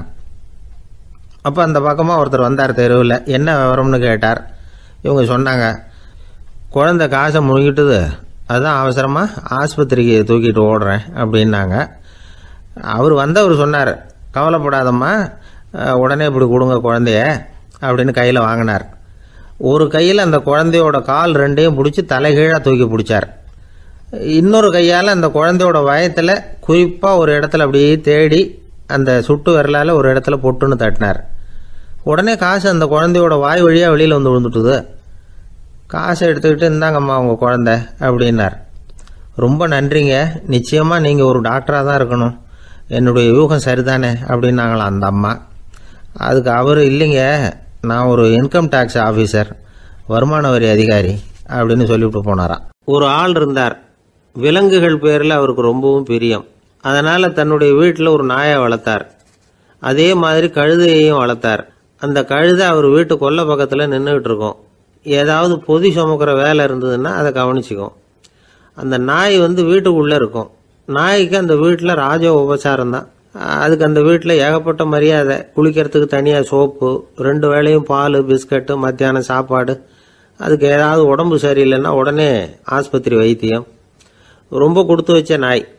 அந்த வீட்டு தலைவர் வெளியில் அப்படி நடைப்பயிற்சி போனால் கூடவே இதுவும் போகும். அவர் மட்டும் தனியாக எங்கேயாவது வெளியில் போயிட்டு வந்தால் வீட்டுக்கு வந்த உடனே அந்த நாய் அவர்கிட்ட ஓடி வரும். அப்படியே எழும்பி முன்னங்கால் 2ஐயும் அவர் தோள் மேலே போட்டுக்கும். அவர் சிரிச்சுக்கிட்டே அது தலையில் செல்லமாக தட்டுவார். அவர் ஈசி சேரில் சாஞ்சிக்கிட்டு டிவி பார்ப்பார், பேப்பர் படிப்பார். அப்போலாம் அந்த நாய் அவருடைய காலடியில் படுத்துக்கும். அப்போ கூட அவர் தலையை செல்லமாக தடவி கொடுப்பார். அந்த நாய் படுக்கிறதுக்குன்னே ஒரு மெத்தை, சில சமயம் அது அங்கே இருக்கிற மேஜை நாற்காலி மேலே கூட ஏறி விளையாடும், சோபாவில் ஏறி உட்காந்துக்கும். இவ்வளவு செல்வாக்காக வளர்ந்தது அந்த நாய். இதையெல்லாம் அந்த கழுதை பார்த்துக்கிட்டே இருக்குது கொல்லை பக்கத்தில் இருந்து. பார்த்துட்டு அது யோசிக்க ஆரம்பிச்சுதான், என்ன இது, இந்த வீட்டில் நாம தான் கழுதையாக உழைக்கிறோம், பொதி சுமக்கிறோம், நமக்கு ஒரு நல்ல சாப்பாடு கிடையாது, படுக்கை கிடையாது, ஒரு நாளாவது நம்ம தலையையோ முதுகையோ தடவி கொடுத்தது கிடையாது. ஆனால் அந்த நாய் இந்த வீட்டுக்காக ஒரு துரும்ப கூட அசைச்சது இல்லை. அதை போய் இந்த வீட்டில் உள்ளவங்க இப்படி தலையில் வச்சு தாங்குறாங்களே அப்படின்னு யோசிச்சுதான் அந்த கழுதை. ரொம்ப நேரம் யோசிச்சுவிட்டு அதுக்கப்புறம் ஒரு முடிவுக்கு வந்திருக்குது. சரி, இனிமேல் நாமளும் அந்த நாய் மாதிரியே நடந்து பார்ப்போம், அது மாதிரியே பிஹேவ் பண்ணுவோம், அப்போவாவது நமக்கும் அந்த மரியாதை கிடைக்குதா பார்க்கலாம் அப்படின்னு ஒரு திட்டம் போட்டுது மனசுக்குள்ள. உடனே அந்த திட்டத்தை செயல்படுத்தவும் ஆரம்பிச்சுது. அதாவது அந்த வீட்டில் அந்த நாய் என்னென்ன செய்யுதோ அதையெல்லாம் இதுவும் செய்ய ஆரம்பிச்சுட்டுது. அந்த வீட்டு எஜமான் எங்கேயோ வெளியில் சுற்றிவிட்டு ரொம்ப அசந்து போய் வீட்டுக்கு திரும்பி வந்துக்கிட்டு இருந்தான். உடனே இந்த கழுதை என்ன பண்ணுச்சு தெரியுமா, அவங்ககிட்ட ஓடி போச்சு. ஓடி போய் அந்த நாய் என்ன பண்ணுமோ அது மாதிரியே பண்ணிச்சு. அதாவது அந்த ஆள் தோள் மேலே தன்னுடைய முன்னங்கால் 2ஐயும் தூக்கி போட்டுவிடுது. அந்த ஆள் பயந்து போயிட்டான். அவனுக்கு ஒன்றும் புரியல, இது ஏன் இப்படி பண்ணுதுன்னு கொஞ்சம் ஒதுங்கி நின்னான். இது அவனை சுற்றி சுற்றி வருது, நாய் மாதிரி வாழை ஆட்டிக்கிட்டே சுற்றி சுற்றி வருது கழுதை. அவன் கிடுகிடுன்னு வீட்டுக்குள்ளே ஓடினான். இதுவும் பின்னாடியே ஓடிச்சு. அங்கே போய் நாய் மாதிரியே மேஜை நாற்காலி மேலே ஏறி குதிச்சு விளையாட ஆரம்பிச்சுட்டுது. சோபாவில் ஏறி உட்காருது. மேஜையில் இருந்த சாமான்லாம் கீழே விழுந்து உடையுது. கழுதை மேஜை மேலே ஏறி குதிச்சா என்னத்துக்கு ஆகும்? அந்த ஆள் பார்த்தான், சரி இந்த கழுதைக்கு என்னமோ ஆயிட்டுது அப்படின்னு முடிவு பண்ணான். ஒரு நல்ல கயிறாக பார்த்து கொண்டான்னா அது கால்லையும் கழுத்துலையும் கட்டினான். தரன்னு இழுத்துட்டு போனான். அடித்து கொல்லை பக்கத்தில் கட்டி போட்டுட்டான். அண்ணன் ஆகாரம் எதுவுமே கொடுக்கல, பட்னி போட்டுட்டான். இப்போ அந்த கழுதை யோசனை பண்ணி பார்க்குதான், என்ன இது, நம்ம எஜமானுக்கு இன்னைக்கு என்ன ஆயிட்டுது இப்படி? அந்த நாய் பழகிறது மாதிரி தானே நாமளும் பழகணும். ஆனால் இந்த மனுஷன் நாயை அடிக்கலை, ஆனால் நம்மளை அடிக்கிறான். இப்படி கொண்டாந்து கட்டி போட்டானே, என்ன காரணமாக இருக்கும் அப்படின்னு யோசனை பண்ண ஆரம்பிச்சுட்டு தான் அந்த கழுதை. எதுக்கு இந்த கதைன்னா, இது மாதிரியே நாம கூட சில சமயம் யோசிக்கிறது உண்டாம். இயல்புலேருந்து மாறி நடக்க ஆரம்பிச்சிட்டோம்னா பல சமயங்களில் இப்படி யோசிக்கிறது மாதிரி தான் ஆகிடும். அதனால தான் ஒரு மனுஷன் எப்படி நடந்துக்கணுமோ அப்படி நடந்துக்கிட்டாதான் நமக்கு மரியாதை. வெறி நாய் கடிச்சுட்டா மனுஷன் அது மாதிரியே ஆகிடுறான் பார்த்தீங்களா, அவனோட இயல்பு மாறி போடுது. ஒருத்தனை பார்த்து இன்னொருத்தன் கேட்டானா, வெறி நாய் ஒன்று உன்னை கடிச்சுட்டா நீ என்ன பண்ணுவே அப்படின்னு கேட்டிருக்கான். நான் உடனே பேப்பரும் பேனாவும் கேட்பேன் நானா இவன். ஏன் உயில் எழுதுறதுக்கான்னு கேட்டிருக்கான் அவன். இல்லை, நான் யாரையெல்லாம் கடிக்கணும்னு ஒரு லிஸ்ட்டு தயார் பண்ணணும்ல, அதுக்காக அப்படின்னு நானும். குடும்பத்தில் அப்படிலாம் இருந்து சமாளிக்கிறாங்க. குடும்பத்தில் ஒருத்தர் அனுசரிப்பு தன்மைங்கிறது ரொம்ப அவசியம். கணவன் மனைவின்னா அனுசரித்து போகணும்னு சொல்லுவாங்க. அதாவது ஒரு கணவன் அதுக்காக தான் அந்த காலத்துலலாம் ஒரு வீட்டுக்கு மாப்பிள்ளை தேடுறதுங்கிறது ஒரு பெரிய குடும்பத்தை நிர்வகிக்கிற அளவுக்கு ஒரு கணவனாக வரக்கூடிய எப்படி இருக்கணும் அப்படின்னா, அந்த காலத்தில் புலி வேட்டைக்கு போகணும். ஒரு பொண்ணுக்கு மாப்பிள்ளை தேடுறதுன்னா நம்ம தமிழ் பழக்கம் என்னென்னா, காட்டுக்கு போய் ஒரு புலியை வேட்டையாடிட்டு வரணும். அந்த புலி பல்லு அல்லது நகத்தை கொண்டுட்டு வரணும் அந்த இளைஞன். அதை வீட்டில் கொடுப்பான். அதை தான் கட்டி அதை இதாக கட்டுவாங்க, மாலையாக போடுவாங்க, தாலியாக கட்டுவாங்க. அதாவது வீரம் இருக்கா பையனுக்குன்னு பார்ப்பாங்க. ஒரு பொண்ணு வேணும்னா நீ முதல்ல வீட்டுக்கு பொண்ணு கேட்க போகக்கூடாது, காட்டுக்கு போகணும், போய் புலியை கொண்டு வா, அதுக்கப்புறம் தான் உனக்கு பொண்ணு அப்படின்னு சொல்லுவாங்க. இப்போவெல்லாம் ஏன் போகிறது இல்லைன்னா, இப்போலாம் ஒருத்தனை காட்டுக்கு போய் புலிப்பல் கொண்டு வரனா புலி தான் மாப்பிள்ளையாக வரும். அதனால தான் இப்போ போகிறதில்ல யாரும் காட்டுக்கு. அப்போ பெண்களும் ரொம்ப வீரமாக இருந்தாங்க. பெண்கள் மூலம் அந்த காலத்தில் எப்படின்னா, முறத்தாலேயே புலியை துரத்துவாங்களாம். நம்ம பழைய பாட்டிலெல்லாம் பார்த்துருப்பீங்க, முறத்தால் புலியை விரட்டினாங்கன்னு வரும் பழைய பாட்டு. அந்த அளவுக்கு பெண்களுக்கு வீரம். இப்போ கல்யாணம் ஆகி இந்த காலத்தில் ஒரு கணவனை விரட்டிட்டு வந்தாங்களாம் முறத்தை எடுத்துக்கிட்டு. ஒரு மனைவி அவன் பயந்துட்டு வெளில ஓடி வரான், பின்னாடி முறத்தை எடுத்துகிட்டு அந்த அம்மா ஓடி வருது. இவனை தனியாக பிடிச்சி கொண்டு போய், என்னப்பா இந்த மனைவிட்டு இப்படி பயந்து ஓடி வரையே, முறத்தால் துரத்துறா இப்படி வரையே அப்படின்னு. அவன் அப்படியே தடுமாறிக்கிட்டு, அதெல்லாம் ஒன்றும் இல்லை, அவன் என்னை புலியாக நினைக்கிறா அப்படின்னு ஒரு பெருமையாக சொல்லிட்டானான். அந்த காலத்தில் புலியை தான் முறத்தால் விரட்டினாங்க, இப்போ புருஷனை விரட்டுறாங்க அப்படின்னு சொல்லி. அப்படி அந்த காலத்தில் கணவனுக்கு ஒரு குடும்பத்தை நிர்வகிக்கிற திறமை இருக்கா, உடல் வலிமை தான் முக்கியம். இப்போ கூட மதுரை பக்கத்தில் ஐயாவுக்கு தெரியும், அந்த இளவட்டக்கல்லுன்னு ஒரு ஊருக்கு ஊர் எல்லையில் கிடக்கும். ஊர் எல்லையில் ஒரு பெரிய கல் கிடக்கும். அந்த ஊருக்கு பொண்ணு கேட்க போகிறவங்க அந்த கல்லை தலைக்கு மேலே தூக்கி காட்டணும். அப்படியே தூக்கி தலைக்கு மேலே வசதி கீழே போடணும். அந்த வலு இருந்தால் தான் நீங்கள் அந்த ஊருக்குள்ளேயே போகலாம், பொண்ணு கேட்குறதுக்கு போகலாம். இல்லைன்னா நீ திரும்பி போக வேண்டியதான். அந்த வலிமை இருக்கா மாப்பிள்ளைங்கன்னு பார்க்குறாங்க. இளவட்டக்கல்லுன்னு பேர். அப்போ என்ன பண்ணாங்கன்னா, ஒரு 1000 வருஷத்துக்கு முன்னாடி அந்த கல்லை தலைக்கு மேலே தூக்கி கீழே போடுவாங்களாம். ஒரு 500 வருஷத்துக்கு முன்னாடி அப்படி கொஞ்சம் தூரம் இடுப்பு அளவுக்கு தூக்கி கீழே போட்டுக்கிட்டு இருந்துருக்குறாங்க. அதுக்கப்புறம் ஒரு 100 வருஷத்துக்கு முன்னாடியெல்லாம் அப்படி முழங்கால் அளவுக்கு அப்படி தூக்கி போட்டால் போகிறோம்னு வச்சுருந்தாங்களாம். இப்போ நான் அந்த ஊருக்கு என் கூட பழனிசாமின்னு ஒருத்தர் இருக்கார். அவர் போய், உனக்கு எப்படிப்பா இந்த ஊரில் கல்யாணம் ஆச்சு அப்படின்னா, இப்போலாம் நாங்கள் தொட்டு கும்பிட்டா போகிறோம், அதை அசைக்கிறது கூட இல்லை. அப்படி ஆகிட்டுது. ஒரு குடும்பத்தை கணவனாக வரப்போகிறவனுக்கான தகுதி அந்த காலத்தில் அப்படி இருந்துதான். அப்படி கணவன் தேர்ந்தெடுக்கிறது, குடும்பத் தலைவனை தேர்ந்தெடுக்கிறது ஒரு பெரிய காரியம். ஒரு பெரிய செல்வந்தர் போட்டி வச்சாராம், ஒரு நீச்சல் குளம், அதில் யார் வேணாலும் குதித்து அந்த பக்கம் போய் கரையேறலாம். அந்த நீச்சல் குளத்தில் விஷப்பாம்புலாம் கிடக்கு. யார் துணிஞ்சி அந்த விஷப்பாம்பு இருக்கிற குளத்தில் குதித்து அந்த பக்கம் போய் கரையேறானோ அவனுக்கு ஒரு 100 ஏக்கர் நிலம் கொடுப்பேன், அது வேண்டான்னா ஒரு 1000 ஆடு கொடுப்பேன், அதுவும் வேண்டான்னா என் பொண்ணை கொடுப்பேன் அப்படின்னு போட்டி வச்சார். அதான் மாப்பிள்ளையை தேர்ந்தெடுக்கிறதுக்கு அவர் ஒரு வழி, நீச்சல் குளத்தில் குதித்து கரையேறணும். இப்போ அந்த ஊரில் இருக்கிற இளைஞர்கள்லாம் பார்க்குறாங்க அந்த குளத்தில் குதிக்கணும்னு. ஆனால் குளத்தில் ஒரே விஷப்பாம்புலாம் கிடக்கு. இது என்ன பண்ணுறதுன்னு பார்த்தா யாருமே குதிக்கிறதுக்கு தைரியம் வரல. திடீர்னு ஒருத்தன் துணிஞ்சு குதித்தான், படபடன்னு அடிச்சுட்டு போய் அந்த பக்கம் கரையேறிட்டான். கரையேறின உடனே பரவாயில்லையே ஒரு ஆள் வந்துட்டான்னு சொல்லி அவனை அந்த இளைஞனை போய் பிடிச்சிட்டு வந்தாங்க. அந்த பெரியவர் கேட்டார், ஏப்பா இவ்வளவு பெரிய விஷப்பாம்பெல்லாம் கிடக்கிற நீச்சல் குளத்தில் நீ துணிஞ்சு குதித்து கரையேறி இருக்கிற, உனக்கு என்ன 1000 ஏக்கர் நிலம் கொடுத்துறவா, 100 ஏக்கர் நிலம் கொடுக்கவா சொல்கிறபடி அப்படின்னா, வேண்டாம் சார்ன்றான். ஓஹோ அப்படின்னா ஒரு 1000 ஆடு வேணுமா உனக்கு அப்படின்னா, அதுவும் வேண்டாம் சார். ஓ அப்படின்னா என் பொண்ணு வேணுமா அப்படின்னா, அதுவும் வேண்டாம் சாருங்கிறான். அப்புறம் எதுக்குடா குதிச்சுன்ட்டு, என்ன உனக்கு என்ன தான் வேணும் அப்படின்னு கேட்டிருக்காரு. என்னை எவன் பிடிச்சி தள்ளி விட்டவன்னு தெரியணும் அப்படின்றான். அதுக்காக அவன் பார்த்துருக்கான். அப்படி இருந்தால் தான் துணிச்சல் வரும் இந்த காலத்தில். எதுக்கு இவ்வளவு சங்கடம்லாம் வச்சாங்கன்னா, ஒரு குடும்பத்துக்கு தலைவராக வர வேண்டிய ஒரு ஆள், கணவனாக இருக்க வேண்டியவனுக்கு துணிச்சல் இருக்கா, தைரியம் இருக்கா அப்படிங்கிறது பார்க்குறதுக்காக இப்படிப்பட்ட தேர்வு முறைகள்லாம் வச்சுருந்தாங்க அந்த காலத்துலலாம். இப்போலாம் கல்யாணம் பண்ணுறது ஆளுக்கு நேரில் பார்க்காமலே கூட கல்யாணம் நடக்குது இன்டர்நெட்டில். இப்போ சர்டிஃபிகேட் கேட்குறாங்க, நோய் நொடி இல்லாமல் இருக்காரா பார். காட்டுக்கெலாம் போக வேண்டாம், நேராக ஆஸ்பத்திரிக்கு போய் ஒரு சர்டிஃபிகேட் வாங்கிட்டு வா, உனக்கு ஒன்றும் வியாதி இல்லைன்னு ப்ரூவ் பண்ணு, அதுக்கப்புறம் பார்த்துக்கலாம், மற்றதை பேசுவோம் அப்படின்னு சொல்லி அப்படி இருக்குது நிலைமை. அதனால் குடும்பத்தில் அந்த கணவனாக இருக்கிற வேண்டியவனுக்கு பொறுப்பு அதிகம். ஏன்னா எல்லாத்தையும் அனுசரித்து போக வேண்டியதாக வந்தான்.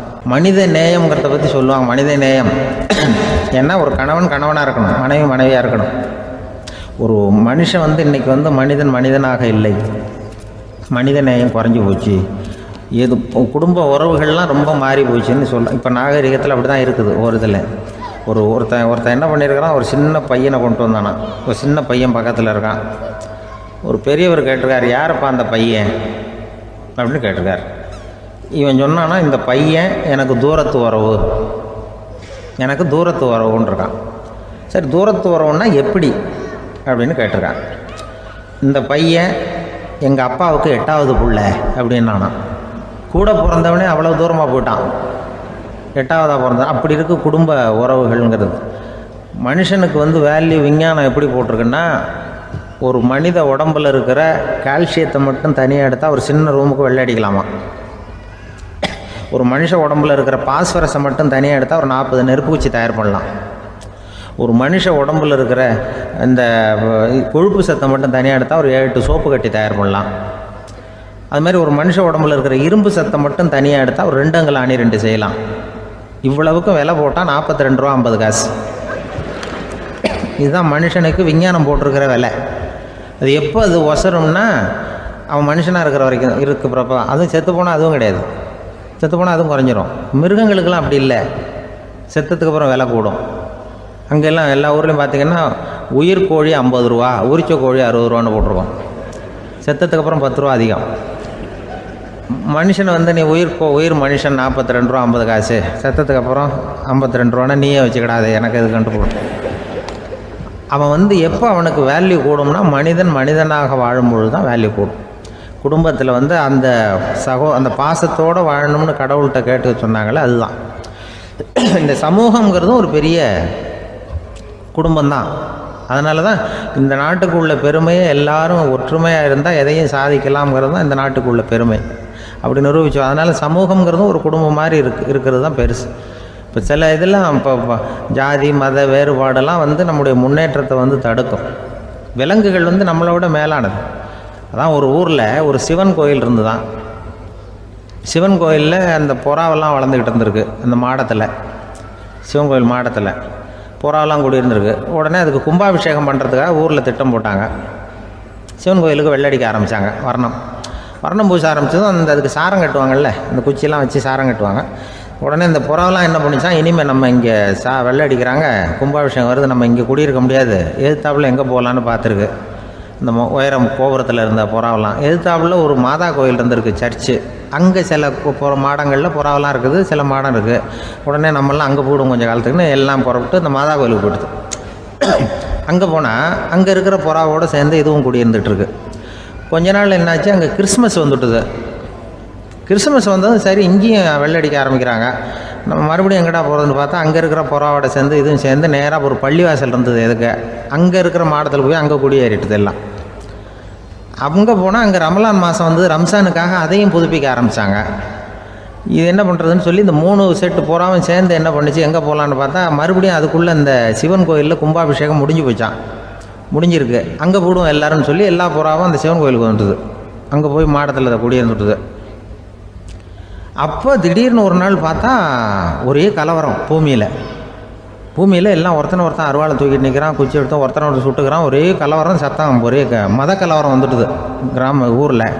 அப்போது புறாவெல்லாம் மாடத்தில் இருந்துக்கிட்டு ஒரு குஞ்சு புறா அவங்க அம்மாட்ட கேட்டு தான், இது என்ன, இந்த மனுஷனுக்கு என்னாச்சு, இந்த மனுஷனுக்கு என்னாச்சு, அவன் கத்தியை தூக்கிட்டு நிற்கிறானே அப்படின்னு கேட்டு தான். ஒரு குஞ்சு புறா அவங்க அம்மாட்ட கேட்டு தான். அம்மா புறா.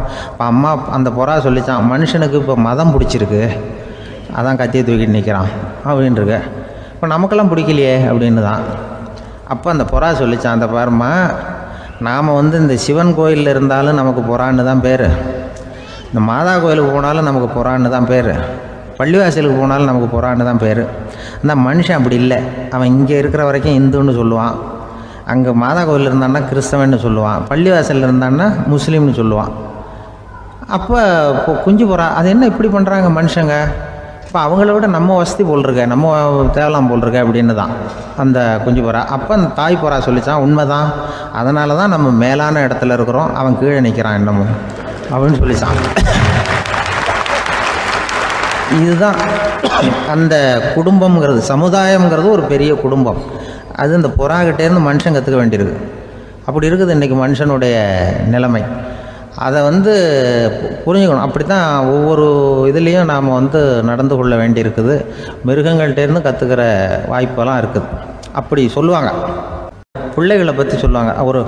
இப்போ ராமர் லட்சுமணர் கதை சொல்லுவாங்க. அதாவது ராமரும் பரதனும் பந்து விளையாடிக்கிட்டு இருந்தாங்களாம் சின்ன வயசில் பந்து விளையாடிட்டு இருந்தாங்களாம். உடனே ராமர் வந்தாராம், கோசலை அவங்க அம்மா கோசலை மடியில் சோர்ந்து போய் உட்காந்தாராம். சந்தோஷமாக உட்காந்துருக்காரு. அப்போ அந்த கோசலை அம்மா கேட்டாங்களாம், ஏன்ப்பா அப்படி இவ்வளவு சந்தோஷமாக இருக்கே, என்ன காரணம் அப்படின்னு கேட்டிருக்காரு. அப்படின்னு அந்த அம்மா கேட்டிருக்கு.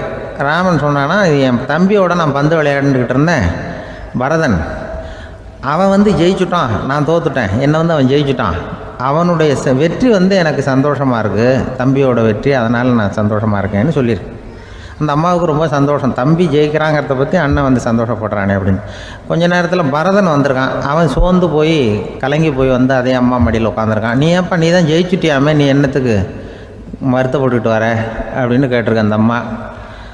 அப்போ பரதன் சொன்னானா, நான் ஜெயிக்கணுங்கிறதுக்காக அண்ணன் விட்டு கொடுத்தாரு, தோத்துட்டாரு, அதனால் எனக்கு வருத்தமாக இருக்குது.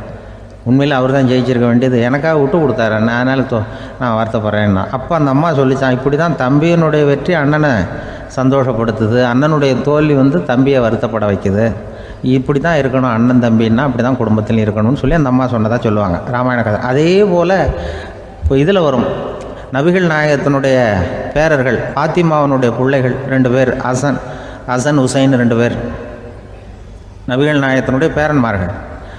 அன்னை பாத்திமாவனுடைய குழந்தைகள். ஹசனும் ஹுசைனும் பேசிக்கிறதே இல்லையா கொஞ்ச நாள். இந்த அம்மாவுக்கு அதை பார்க்குறாங்க, ஏதோ அண்ணன் தம்பிக்குள்ளே ஏதோ தகராறு போல் இருக்கு, ஏன் பேசிக்க மாட்டேங்கிறாங்க அப்படின்னு சொல்லி அந்த பிள்ளைகளை கூப்பிட்டு வச்சு அந்த அம்மா புத்தி சொல்லிச்சான். இதை பாருப்பா, நீ அண்ணன் தம்பிக்குள்ளே இது மாதிரி இருக்கக்கூடாது, உங்கள் பாட்டனார் ஒரு புத்திமதி சொல்லியிருக்காரு, உனக்கு தெரியுமா, ஒரு முஸ்லீம் இன்னொரு முஸ்லீமோடு 3 நாட்களுக்கு மேல் பேசாமல் இருந்தால் அது அவனை கொலை செய்வதற்கு ஒப்பாகும் அப்படின்னு நபிகள் நாயகம் சொல்லியிருக்கார், தெரியுமா உனக்குன்னு அந்த அம்மா சொல்லிச்சான். அப்போ அந்த தம்பிக்காரர் சொன்னாராம், ஹுசைன் சொல்லியிருக்கார், அதுவும் எனக்கு தெரியும். அதே தாத்தா பாட்டனார் என்ன சொல்லியிருக்காருன்னா, அந்த 2 பேரில் யார் முதல்ல சலாம் சொல்கிறாங்களோ, யார் முதல்ல முன்னாடி பேசுகிறாங்களோ அவங்களுக்கு சொர்க்கம் கிடைக்கும், இறைவனுடைய ஆசி கிடைக்கும்னு சொல்லியிருக்கிறார். அந்த ஆசி அண்ணனுக்கு கிடைக்கட்டுமேங்கிறதுக்காக நான் பேசாமல் இருக்கிறேன் அப்படின்னா. அந்த ராமனும் பரதனும் எப்படி இருந்தாங்களோ அப்படி தான் ஹசனும் ஹுசைனும் இருந்திருக்கிறார்கள். அந்த பாசம்தான் குடும்பத்தில் வேணும். ஒரு அம்மா சொல்லுது, அதாவது கணவன் மனைவியாக இருந்துட்டு அப்புறம் விவாகரத்து வாங்கிட்டு அதுக்கப்புறம் அந்த அம்மா பேசுகிறத நேற்று தொலைக்காட்சியில் போட்டாங்க. அது என்ன சொல்லுதுன்னா, நாங்கள் கணவனும் மனைவியாக இருக்கிறப்போ எங்களுக்குள்ளே சண்டை வந்துக்கிட்டு இருந்தது, இப்போ விவாகரத்து வாங்கிட்டு இப்போ நண்பர்களாக இருக்கிறோம், இப்போ சண்டையே வர்றதில்லை எங்களுக்குள்ளே. அப்படி பாருங்கள், கணவன் மனைவியாக இருந்தப்போ சண்டை வந்து தான், விவாகரத்து வாங்கினது மறுபடியும் நாங்கள் நல்லபடியாக தான் இருக்கிறோம், ஒன்றும் எங்களுக்கு சண்டை வரல. அப்படி இருக்குது இப்போ காலம் போய்கிட்டு இருக்கு. நேற்று அப்படி ஒரு இது என் கூட வேலை பார்க்குறப்போ ஒரு அம்மா இருந்தாங்க. அவங்க எப்போதும் அவங்க வீட்டுக்காரர் படத்தையே வச்சுருப்பாங்க, கையில் பத்திரமா வச்சுருப்பாங்க. அவ்வளவு மரியாதை மதிப்புன்னு சொல்லி நாங்கள்லாம் அவங்கள பெருசாக நினைப்போம். இது எதுக்குமா அவங்க வீட்டுக்காரர் படத்தை பத்திரமா இல்லை கையிலே வச்சுருக்கீங்களே, ஆஃபீஸுக்கெல்லாம் எடுத்துகிட்டு வச்சு அடிக்கடி எடுத்து பார்த்துக்குவாங்க. அவ்வளவு பிரியமாக அவங்க வீட்டுக்காரர் இல்லை. ஆமாம், எனக்கு ஏதாவது பிரச்சனை வந்துட்டுதுன்னா உடனே எங்கள் வீட்டுக்காரர் படத்தை எடுத்து பார்ப்பேன். பரவாயில்லையே இப்படி ஒரு இதாக, ஆமாம் இதை பார்த்துட்டு நினச்சிக்குவேன், இதை விட பிரச்சனை வேறு என்ன இருந்துட போகுது உலகத்தில் அப்படின்னு நினச்சிக்குவேன். உடனே எனக்கு எல்லாம் போயிடும் அப்படின்ட்டு தான். அப்படி ஒரு அம்மா இருந்தாங்க, இப்போவும் இருக்காங்க, வேலை பார்த்துக்கிட்டு இருக்காங்க. அப்படிலாம் நீங்கள் இங்கே இருக்கிற தாய்மார்கள் பெண்கள் யாராவது அப்படி கூட பண்ணலாம்.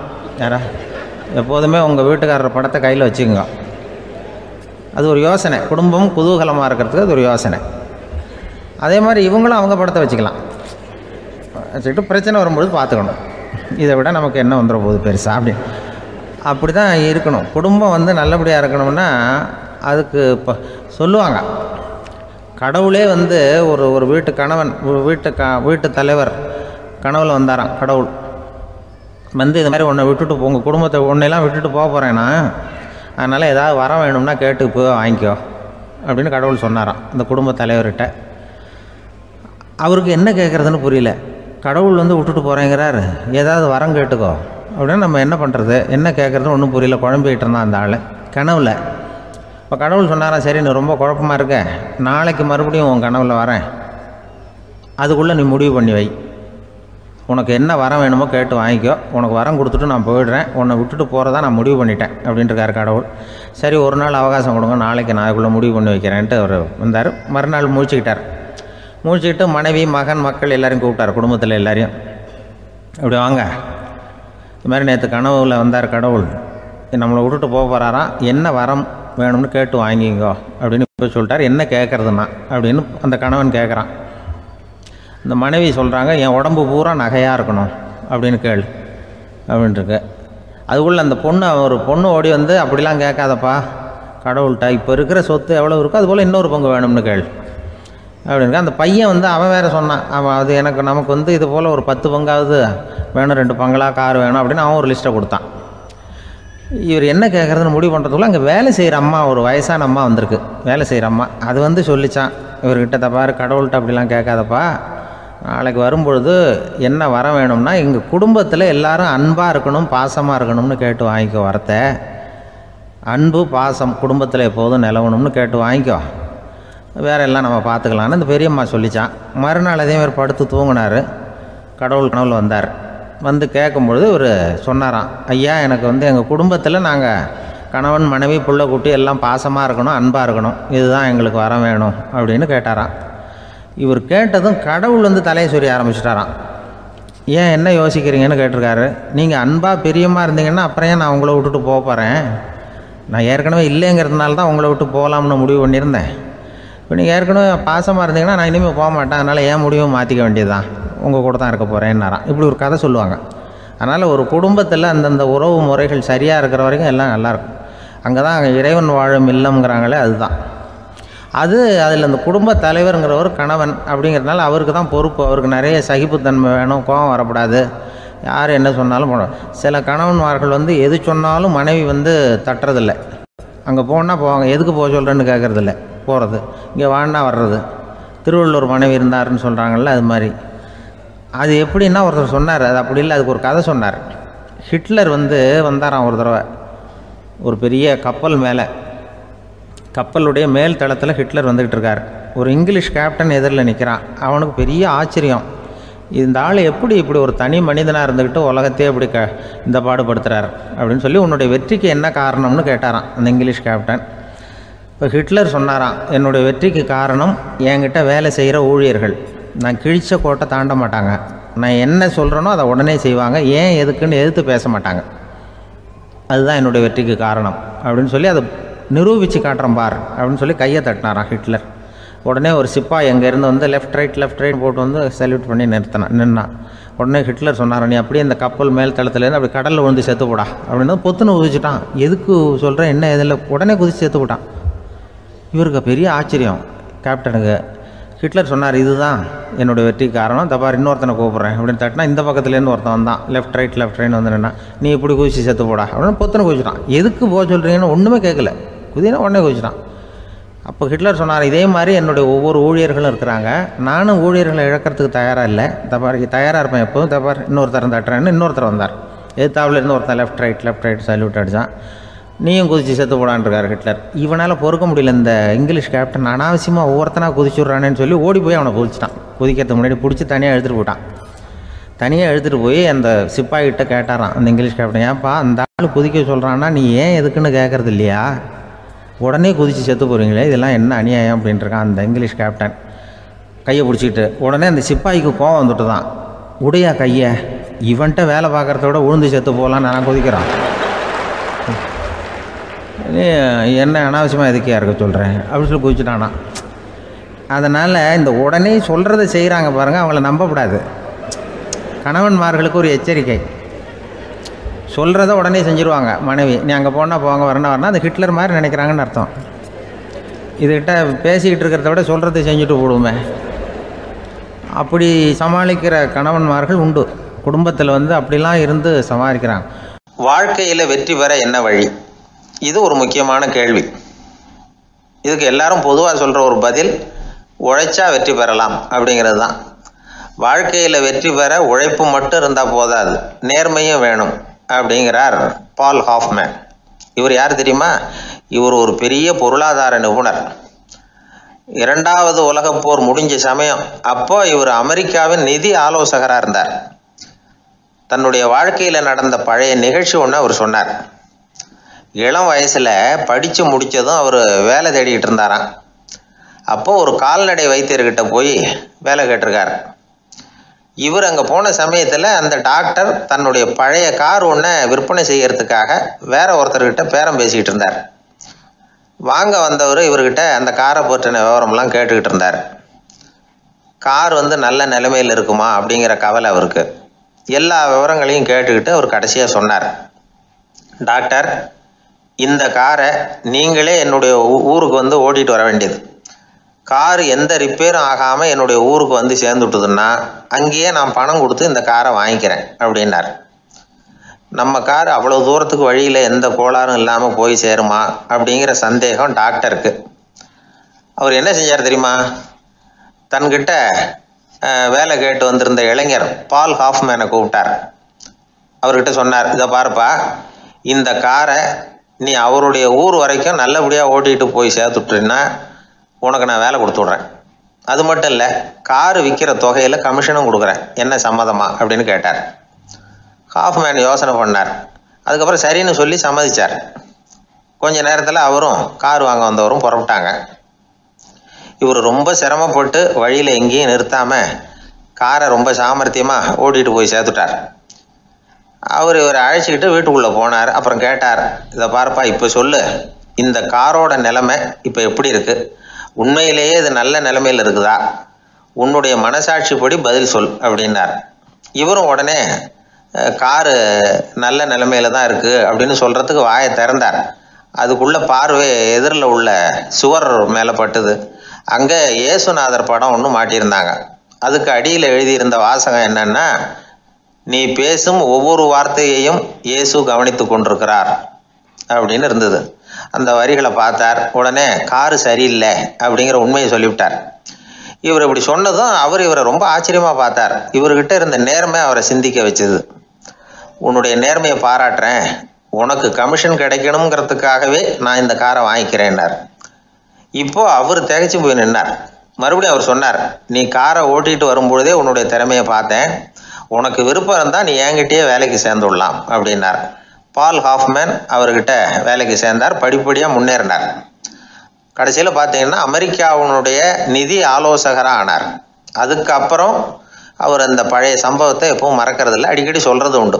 அதனால் இதிலேருந்து நாம் தெரிஞ்சுக்க வேண்டியது என்னென்னா, வாழ்க்கையில் முன்னுக்கு வரணும்னா உழைப்பு மட்டும் போதாது, நேர்மையும் வேணும். ஆனால் இந்த காலத்தில் சிலருடைய நேர்மை நமக்கு ஆச்சரியமாக கூட இருக்கும். ஒருத்தர் புஸ்தக கடை வச்சுருந்தார். ரொம்ப நேரமாக தேடி ஒரு புத்தகத்தை கையில் எடுத்தார். அதுக்கு பில் போட சொன்னார். அந்த புத்தக கடைக்கு வந்த இன்னொருத்தர் பில் போடுறவர், சார் இந்த புத்தகம் மகா அறுவை, மகா மட்டம், இது வேணாம் உங்களுக்கு, வேற ஏதாவது ஒன்று பாருங்கன்னார். புத்தக கடை வச்சிருக்கிறவரே இப்படி சொன்னார். வாங்க வந்தவர் இவர் ஆச்சரியமாக பார்த்தார். உங்கள் நேர்மையை பாராட்டுறேன், அது சரி, இந்த புத்தகத்தை ஏற்கனவே நீங்கள் படித்து பார்த்துட்டீங்களான்னு கேட்டார். அதை படித்து வேற பார்க்கணுமான்னார். அப்புறம் எப்படி இது மகா மட்டம்னு சொல்கிறீங்க அப்படின்னார். அதை எழுதினவனே நான் தான் சார் அப்படின்னார் அவர். இது ஒரு விதமான நேர்மையை ஒத்துக்கிறது. எப்படி இருந்தாலும் வாழ்க்கையில் உழைப்பும் நேர்மையும் உயர்வதற்கு வழிகள். உழைப்பை விட நேர்மை முக்கியம் அப்படிங்கிறத புரிந்து கொண்டால் வாழ்க்கையில் வெற்றி நிச்சயம். ஒரு பூங்கா, அங்கே ஒருத்தர் நின்றுட்டு இருக்கிறார். நின்றுக்கிட்டே ஏதோ ஆழ்ந்த யோசனையில் இருக்கிறார். அந்த பக்கமாக இன்னொருத்தர் வந்தார். இவரை கவனித்தார். என்ன யோசனைன்னு கேட்டார்.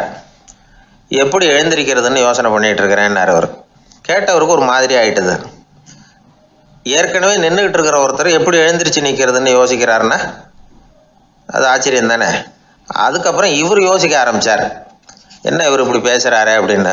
கீழே விழுந்தால் தானே எழுந்திரிச்சு நிற்க முடியும். அதனால் எழுந்திரிக்கணும்னு நினைக்கிறவங்க முதல்ல கீழே விழணும்.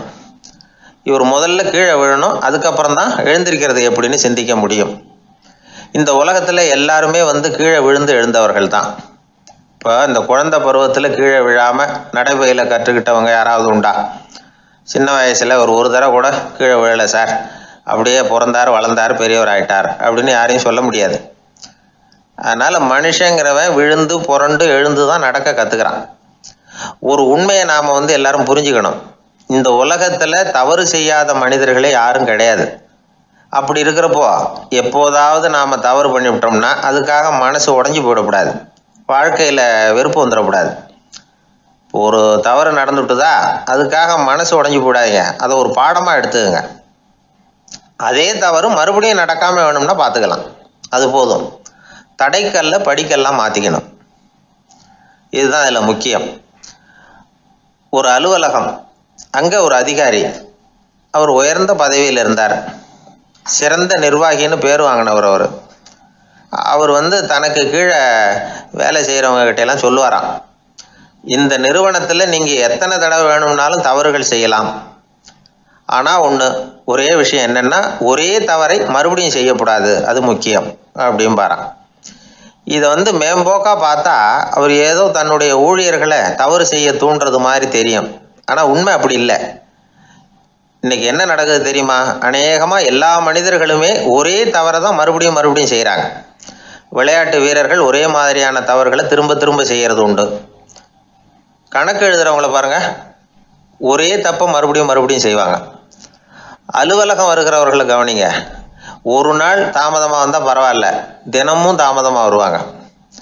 இது மாதிரி செய்த தவறையே திரும்ப திரும்ப செய்கிறதுக்கு என்ன காரணம் அப்படின்னா சோம்பல், ஞாபக மறதி, கவனக்குறைவு, தன்னுடைய திறமை பேரில் அளவுக்கு மீறிய நம்பிக்கை, இப்படி இதில் ஏதாவது ஒரு காரணமாக இருக்கலாம் அப்படிங்கிறாங்க இது பற்றி ஆய்வு செய்கிற வல்லுநர்கள்.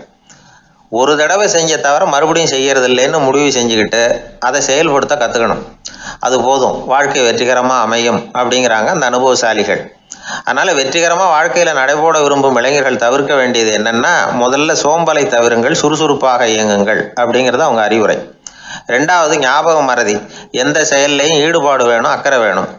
மூணாவது கவனக்குறைவு, எதையும் அலட்சியப்படுத்தக்கூடாது. நாலாவது என்னால் முடியாதது எதுவுமே கிடையாது அப்படிங்கிற அளவுக்கு மீறிய நம்பிக்கை, அது ஆபத்தில் கொண்டு போய் விட்டுரும். அதனால் முதல் தவறு உங்களுக்கு ஒரு பாடமாக அமையணும். ஒரு மனிதர் அவர் தன்னுடைய 2 காதுலையும் கட்டு போட்டுக்கிட்டு வந்தார். அவருடைய நண்பர் அதை கவனிச்சுட்டார். என்ன சார் ஆச்சு, 2 காதுலையும் கட்டு போட்டுருக்கீங்களே அப்படின்னு விசாரித்தார். ஒன்றுமில்லை சார், வீட்டில் ரொம்ப ஆர்வமாக டிவியில் கிரிக்கெட் மேட்ச் பார்த்துக்கிட்டு இருந்தேன். அப்போது என்னுடைய மனைவி துணிகளுக்கு அயர்ன் பண்ணிகிட்டு இருந்தாங்க. அயர்ன் பாக்ஸை அப்படியே வச்சுட்டு அடுப்பங்கரைக்கு போயிட்டாங்க. அந்த சமயம் பார்த்து டெலிஃபோன் பண்ணி அடிச்சுது. அவசரமாக ஓடி போய் அதை எடுத்து காதில் வச்சேன். அப்போ தான் தெரியும் அது அயர்ன் பாக்ஸுங்கிற விஷயம். சூடாக இருந்ததா, சுட்டு விட்டுது அப்படின்னார். ஒரு காது சரி சார், 2 காதும் ஏன் அப்படி ஆச்சு அப்படின்னு கேட்டார். அதே ஆள் மறுபடியும் ஃபோன் பண்ணான் சார் அப்படின்னார். இவர் எவ்வளோ தூரம் யோசிச்சிருப்பார் பாருங்கள். அதனால் ஒரு தவறு மறுபடியும் நடக்கக்கூடாது, முதல் தவறு உங்களுக்கு ஒரு பாடமாக அமையட்டும் அப்படிங்கிறது தான் இதிலிருந்து நாம் தெரிந்து கொள்ள வேண்டிய